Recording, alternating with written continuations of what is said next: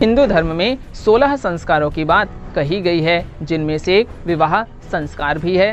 हर किसी महिला की इच्छा होती है कि उसका विवाह उसकी मर्जी से, उसकी पसंद से हो, लेकिन महाभारत में कुछ ऐसी महिलाएं भी थी जिनका विवाह उनकी मर्जी के खिलाफ हुआ था। कौन थी वो महिलाएं और कैसे हुआ था इनका विवाह, आइए जानते हैं आज के इस वीडियो में। नमस्कार मित्रों, स्वागत है आप सभी का कृष्ण कुंजी में। अम्बा, अंबिका और अंबालिका का विवाह। अम्बा, अंबिका और अंबालिका ये काशीराज की 3 पुत्रियां थी। विचित्रवीर्य के युवा होने पर भीष्म ने बलपूर्वक इनका हरण कर लिया था ताकि इनका विवाह विचित्रवीर्य से हो सके, क्योंकि भीष्म चाहते थे कि उनके पिता शांतनु का कुल किसी भी तरह आगे बढ़े। लेकिन बाद में बड़ी राजकुमारी अम्बा को छोड़ दिया गया, क्योंकि अम्बा साल्वराज को चाहती थी तथा अन्य 2 राजकुमारियों अंबिका और अंबालिका का विवाह विचित्रवीर्य से कर दिया गया। लेकिन जब अम्बा साल्वराज के पास पहुंची तो साल्वराज ने अम्बा को अपनाने से इनकार कर दिया। तब अम्बा पुनः भीष्म के पास पहुंची, लेकिन भीष्म ने भी अम्बा को ठुकरा दिया। तब न्याय पाने के लिए अम्बा परशुराम के पास पहुंची, लेकिन परशुराम भी कुछ नहीं कर सके, क्योंकि भीष्म उनके शिष्य थे।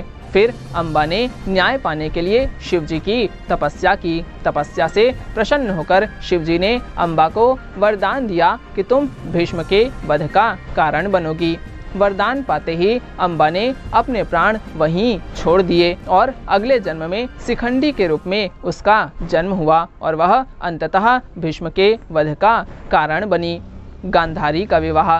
कहते हैं कि गांधारी ने धृतराष्ट्र से मजबूरीवश विवाह किया था। इसका कारण भी भीष्म ही थे। जब गांधार नरेश के पास उनकी पुत्री गांधारी के लिए धृतराष्ट्र के साथ विवाह का प्रस्ताव भेजा गया तो वे भीष्म के कारण ही इस प्रस्ताव को इनकार नहीं कर सके और उन्हें अपनी पुत्री गांधारी का विवाह धृतराष्ट्र के साथ मजबूरीवश करना पड़ा। भानुमति का विवाह। भानुमति कंबोज के राजा चंद्रवर्मा की पुत्री थी। भानुमति बेहद ही सुंदर, आकर्षक, बुद्धिमान और शक्तिशाली थी। उनकी खूबसूरती और शक्ति के किस्से काफी प्रसिद्ध थे। यही कारण था कि भानुमति के स्वयंवर में रुक्मी, जरासंध, वक्र, कर्ण आदि राजाओं के साथ दुर्योधन भी गया हुआ था। जब भानुमति हाथ में माला लेकर अपनी दासियों और अंगरक्षकों के साथ राज दरबार में पहुंची और वह एक एक करके सभी राजाओं के सामने से गुजरी